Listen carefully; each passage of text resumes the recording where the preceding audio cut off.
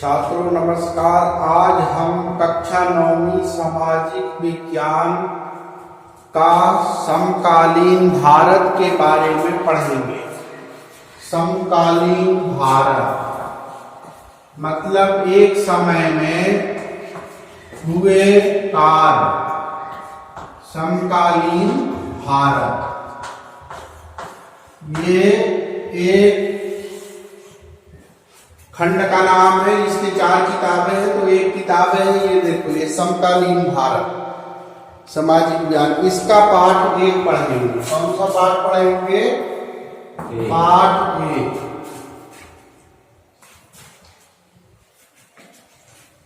पाठ 1 या अध्याय 1 एक ही विषय।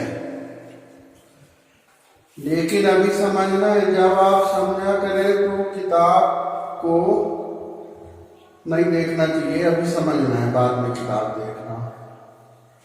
समझते समय किताब नहीं देखना है ना। ये देखिए कि ये मैं चित्र बता रहा हूं। इस चित्र में जो दिया हुआ है ये क्या है? बीचों बीच जो है ये देशांतर रेखा, विषुवत रेखा है।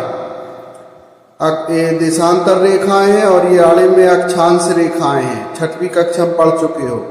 ये उत्तर है, ये दक्षिण है, ये पूरब है और ये पश्चिम है।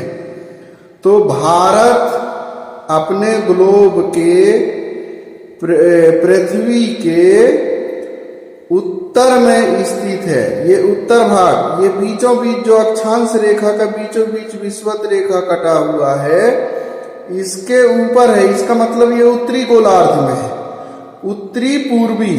उत्तरी पूर्वी गोलार्ध में पूरा ये एशिया महाद्वीप है। इतना ये एशिया महाद्वीप के बीचों बीच जो ये कलर है ये भारत है, ये है ना। तो भारत के बारे में हम आज पढ़ेंगे। समकालीन भारत में पाठ 1 में क्या दिया है? भारत आकार और स्थिति। भारत आकार और स्थिति। भारत के आकार क्या है, भारत की स्थिति क्या है? भारत विश्व की प्राचीनतम संस्कृतियों में से एक है। पिछले 5 दशकों में सामाजिक आर्थिक रूप से बहुत उन्नति हुई है। अभी जो नया आया है उसमें सही जानकारी है। पहले जैसे 28, अब भारत में एक अपन सामान्य जानकारी पहले लेते हैं, इसके बाद समझा देंगे।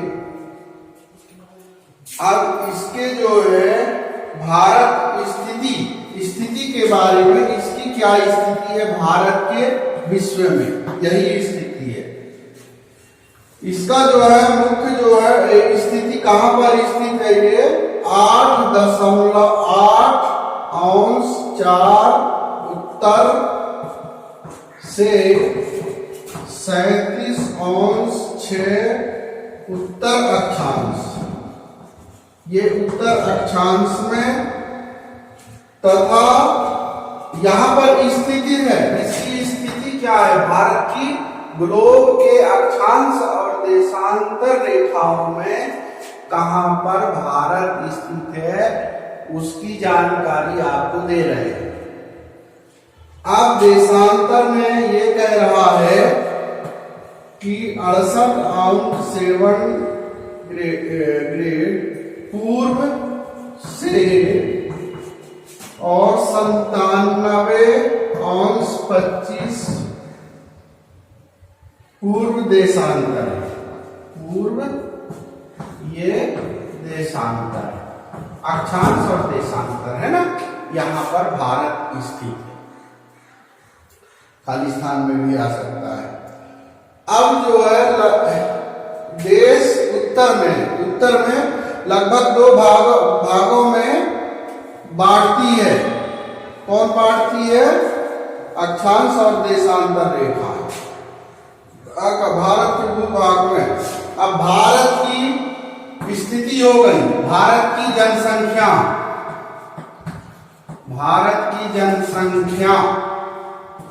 32.8 लाख वर्ग किलोमीटर है। बाद में स्क्रीनशॉट लेना चाहो तो भारत का क्षेत्रफल भारत का कितना है? 2.4 वर्ग किलोमीटर। किसके क्षेत्रफल में? विश्व के क्षेत्रफल का। विश्व के क्षेत्रफल का कितना है भारत? 2.4 वर्ग किलोमीटर। आगे चलो।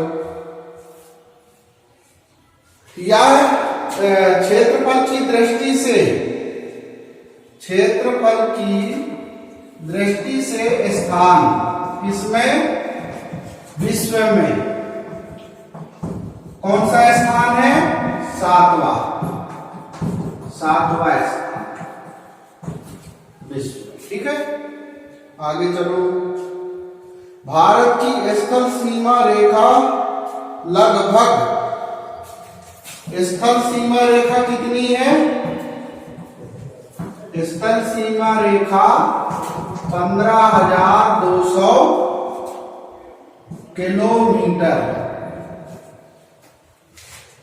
और अंडमान निकोबार द्वीप समूह, लक्षद्वीप समूह के साथ जो है अंडमान निकोबार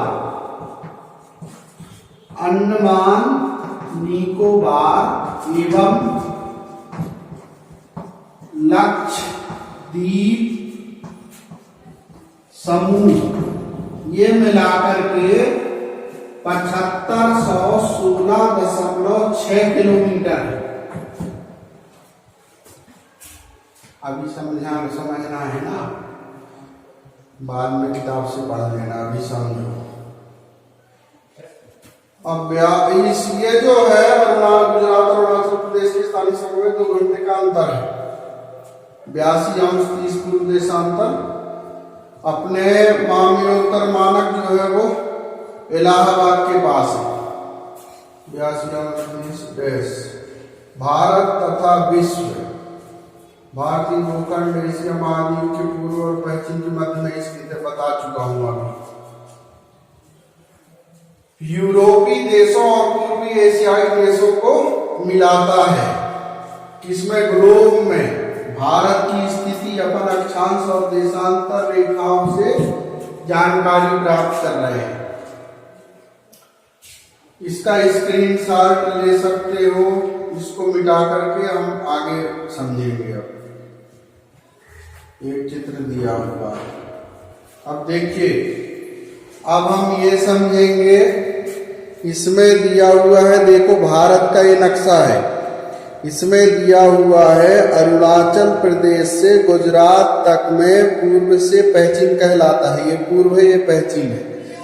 पूर्व से पश्चिम तक की चौड़ाई क्या है? 2933 किलोमीटर है। और कन्याकुमारी से कश्मीर, इसकी लंबाई 3214 किलोमीटर है। ये जो रेखा होती है, ये मानक, अभी जो मैं बता रहा था, मामयेतर रेखा, ये कहलाती है मानक रेखा 82°30। ये जो मैं अभी बताया था, ये अपने मानक समय जो है, घड़ी का समय 4 किलोमीटर बराबर 1 मिनट होता है। जब पृथ्वी 1600 किलोमीटर प्रति घंटे की चाल से अपने अक्ष पर घूमते हुए सूर्य का चक्कर लगा रहे हैं। वो किताब में नहीं दिया है, तो जानकारी आपको दे रहा हूं। 1600 किलोमीटर प्रति घंटे की रफ्तार से पृथ्वी अपने अक्ष पर घूम रही है, लेकिन हमको पता नहीं चलता कि पृथ्वी घूम रही है कि नहीं घूम रही है। इसका एक उदाहरण ये है कि यदि आपके पीठ में कोई चींटी बैठी है और आप बस में बैठे हो, हवाई जहाज में बैठे हो, रेलगाड़ी में बैठे हो, कहीं भी बैठे हो, लेकिन आपकी गति 200, अभी एरोप्लेन की गति तो 400 किलोमीटर प्रति घंटा है, लेकिन यदि चींटी आपकी पीठ में बैठी है तो आपको ये मालूम नहीं होगा कि चींटी को पता ही नहीं चलेगा। चींटी ये समझेगी कि मैं जहां पर हूं वहीं पर हूं, और आप जो है 1 मिनट में 400 किलोमीटर सफर कर चुके होंगे, लेकिन चींटी के लिए वो स्थान वहीं के वहीं है और शरीर के ही चक्कर लगाएगी या वहीं रहेगी, तो उसको ये लगेगा कि हम वहीं हैं। वैसे हमारी स्थिति है। तो पृथ्वी इतनी तेज गति से घूम रही है। अब इसमें देखते हैं, ये बता दिए लंबाई, ये हो गया चौड़ाई। इसमें जो आपको बताते हैं कि भारत के अन्य राज्यों की सीमा, ये जो है ये पाकिस्तान है, यहाँ पर ये पाकिस्तान है, ये गुजरात, वो है राजस्थान, ये गुजरात है, ये जम्मू कश्मीर, श्रीनगर जम्मू कश्मीर की राजधानी, ये लद्दाख है यहाँ जो अभी एलओसी में कब्जा किए हैं अपन, ये पाकिस्तान है। पाकिस्तान के बाद ये नेपाल है, ये भूटान है, ये बांग्लादेश है और म्यांमार है। म्यांमार जो है पूरब में ये देश है, भारत से लगा हुआ। ये पड़ोसी देश है, श्रीलंका है, ये बंगाल की खाड़ी है, पश्चिम बंगाल है, ये बांग्लादेश है, ये पश्चिम बंगाल, ये बांग्लादेश है, और ये बंगाल की खाड़ी है। बंगाल की खाड़ी में ही गंगा नदी का क्या है, मुहाना, वहां सुंदरवन है, वहीं पर सुंदरवन है। अब एक और ये दिया हुआ है आवागमन। पहले से भी भारत में लोगों का आवागमन था, ये आवागमन देखिए, एक ये दिया हुआ है आवागमन, उसमें देख लेंगे किताब में, ये नक्शे के साथ में जो है अन्य देशों से संपर्क पहले से रहा है। भारत विश्व के देशों के साथ संपर्क युगों पुराना है, इसमें साफ लिखा है प्राचीन। इसको क्या है, आपको पढ़ना पड़ेगा। अब हमारे जो उपनिषद है, रामायण है, पंचतंत्र की कहानियां हैं, ये पुराना है। मसाले और मलमल आदि कपड़े का व्यापार, अन्य सामान भी देशों से लाए जाते थे पहले के, वो बता रहा है स्थिति। भारत के पड़ोसी देश मैंने अभी बता दिया, और भारत में क्या है, 29 राज्य। अब नए किताब में आ गया, पहले पुराने में 28 था। 29 राज्य और 7 केंद्र शासित प्रदेश है। ठीक है, आगे चलते हैं। अभी क्या इसमें जो है, अब भारत के पूरे राज्य दिया है, देखो इसमें पूरे 29 राज्य दिया हुआ है। ये 29 राज्य इसमें नक्शा में दिया हुआ है, और भारत के पड़ोसी देशों का नाम दिया हुआ है, मैं आपको बता चुका हूं। आगे चलते हैं छात्रों। अब जो है कुल इतना ही है। दक्षिण समुद्र पड़ोसी द्वीप राष्ट्र श्रीलंका मालदीव है। कुछ बहुत सी चीजें इसमें अलग कर दिया है पुराना, तब भी ठीक है। अब इसमें जो है कौन सा राज्य कहाँ है ये आपको देखना है, बाकी और बाद में पढ़ेंगे। एक पाठ समाप्त हो गया। अब आपका एक पाठ समाप्त हो गया है। आपको क्या करना है, सामाजिक विज्ञान में कोई भी विषय है आपको समझना है। यदि आप समझ के पढ़ते हैं तो निश्चित रूप से आपका मस्तिष्क का विकास और आने वाले समय में आप ज्यादा जानकार बन सकेंगे, जिसके कारण जो है आपका बौद्धिक स्तर का विकास होगा और आपकी याददाश्त भी बढ़ती है। जब हम याद नहीं करते हैं तो हमारी याददाश्त बढ़ने लगती है। उसको व्यवहार में लाना है। 1-2 बार आपको नक्शे से पढ़ना है, समझना है, उसको फील्ड में लेके वो करना है कि नहीं। हाँ, आप ग्लोब खरीद लो, एक छोटा सा 50-100 रुपए का एक ग्लोब खरीद लो, उसमें आप देख लो। ऐसे करके जानकारी धीरे धीरे इकट्ठे, एक बार में कोई भी चीज जानकारी प्राप्त नहीं होती है। जानकारी प्राप्त करने के लिए आपको धीरे धीरे अनुभव को, संकलन को बढ़ाना पड़ता है। पहले एक आप जिस गांव में हैं, फिर तहसील है, तहसील के बाद जिला है, जिला के बाद राज्य है, राज्य के बाद देश है।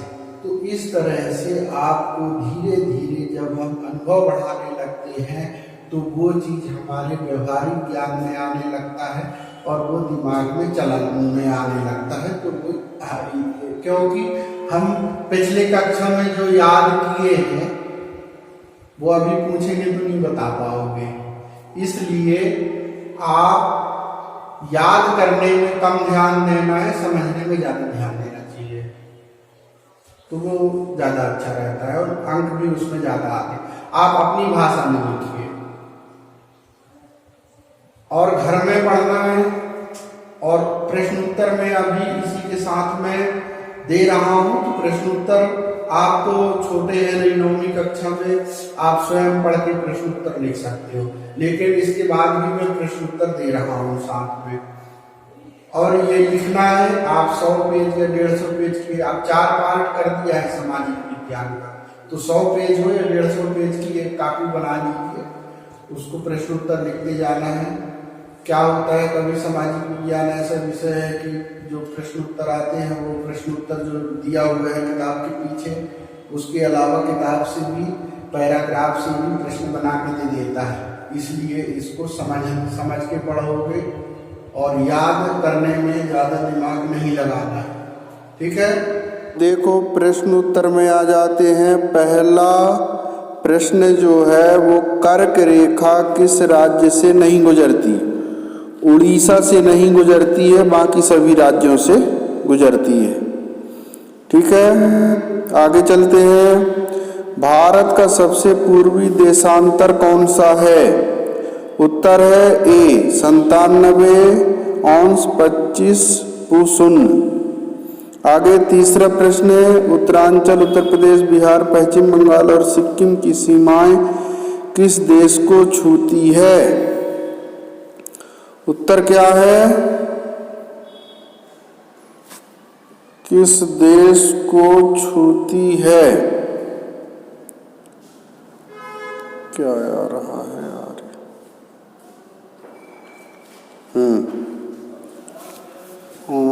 उत्तर नेपाल के उत्तरांचल, उत्तर प्रदेश, बिहार, पश्चिम बंगाल और सिक्किम की सीमाएं किस देश को छूती है? म्यांमार बताया था नक्शा में।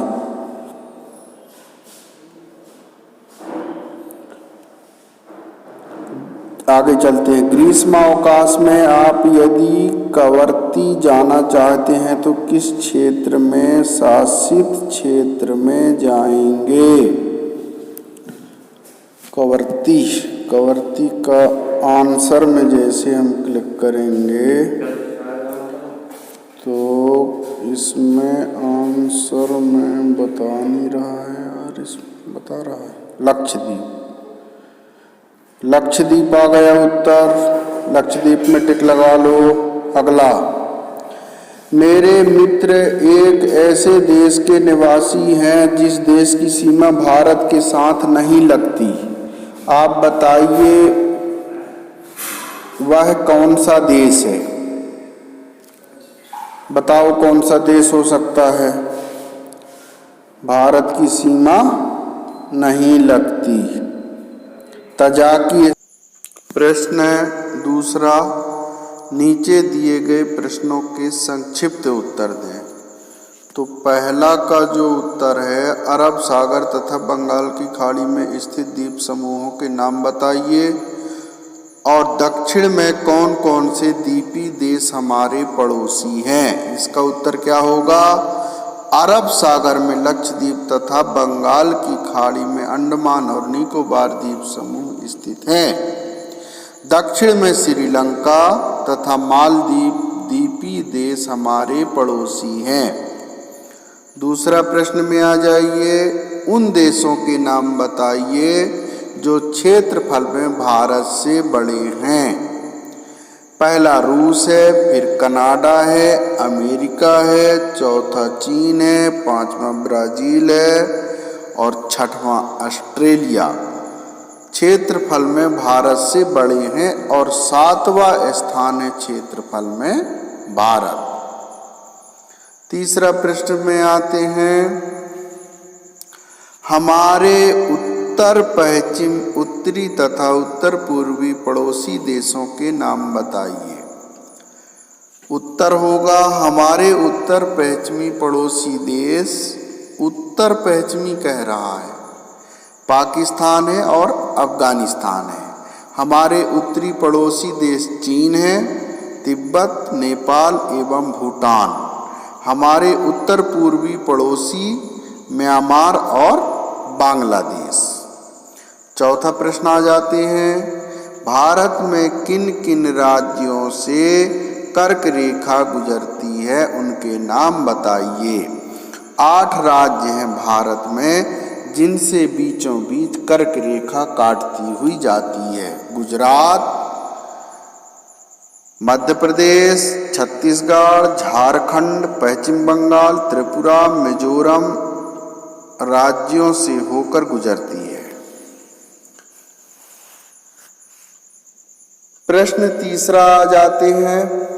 प्रश्न तीसरा में है, सूर्योदय अरुणाचल प्रदेश के पूर्वी भाग में गुजरात के पश्चिमी भाग की अपेक्षा 2 घंटे पहले क्यों होता है, जबकि दोनों राज्यों में घड़ी एक ही समय दर्शाती है? स्पष्ट कीजिए।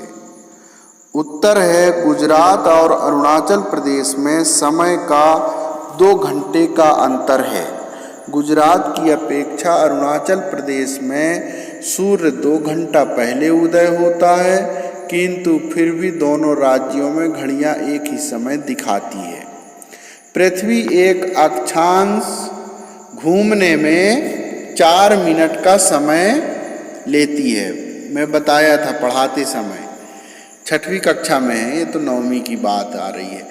इसलिए अक्षांश 15 अक्षांश घूमने में पृथ्वी को 1 घंटा लगता है। बहुत सही, मतलब 15 लाइन जो रहती हैं अक्षांश रेखाएं, आड़ी अक्षांश देशांतर रेखाओं की जो दूरी है।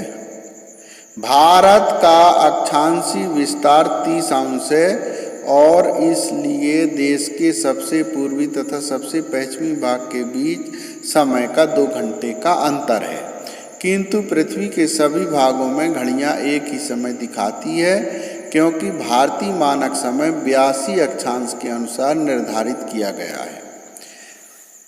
इसलिए गुजरात और अरुणाचल प्रदेश दोनों ही राज्यों में घड़ियां एक ही समय दिखाती है। प्रश्न चौथा आ जाओ, हिंद महासागर में भारत की केंद्रीय स्थिति से इसे किस प्रकार लाभ प्राप्त हुआ है? उत्तर होगा, भारतीय भूखंड पूर्वी एवं पश्चिमी एशिया के केंद्र में स्थित है, जो भाग एशिया महाद्वीप से जुड़ा है। भूमार्ग एवं पर्वतीय दरों की सहायता से वही भाग इसे उत्तर पश्चिम एवं पूर्व दिशा में इसके पड़ोसी देशों से जोड़ता है। दक्षिण प्रायद्वीपीय भाग हिंद महासागर के अंदर दूर तक चला गया है, जिससे भारत को पश्चिमी तट से पश्चिम एशियाई, अफ्रीका और यूरोप तथा दक्षिण पूर्वी एवं पूर्वी तट के पूर्व एशिया के देशों के साथ नज़दीकी संबंध बनाने में मदद मिलती है। भारत की सामरिक स्थिति ने प्राचीन समय से ही जल एवं थल मार्ग से विचारों एवं सामान के आदान प्रदान में सहायता प्रदान की है। यही कारण है कि हिंद महासागर में भारत की स्थिति अत्यंत महत्वपूर्ण है। उत्तर में पर्वतों के आर पार आने वाली विभिन्न दरों से प्राचीन यात्रियों को आने जाने का मार्ग मिलता है। उपनिषदों, रामायण, पंचतंत्र की कहानियों, भारतीय अंकों और दशमलव प्रणाली संबंधी विचार इसी माध्यम से विश्व के अन्य भागों में पहुंचता था। जितना याद हो सके उतना याद कर लेना, आगे लिख लेना इसको। ऐसा नहीं है कि प्रउत्तर इतना सारा लिख लिए और याद ना हो, मतलब जितना याद कर सको और याद भी नहीं, समझ में आपके आ जाए, जो समझ के लिख सको। अपने को परीक्षा में जितना दिमाग में मतलब आपके आ जाए, आपके भाषा में आना चाहिए। ऐसा नहीं कि जैसा का वैसा याद करके उतार दिए, टाइप कर दिए पूरा का पूरा। मानचित्र कौशल जो है, दिए गए मानचित्र की सहायता से पहचान कीजिए। अरब सागर बंगाल की खाड़ी में स्थित द्वीप समूह देख लीजिए, इसमें पूरा दिया हुआ है। बड़े में करके देखेंगे तो अरब सागर ये आ गया है आपके।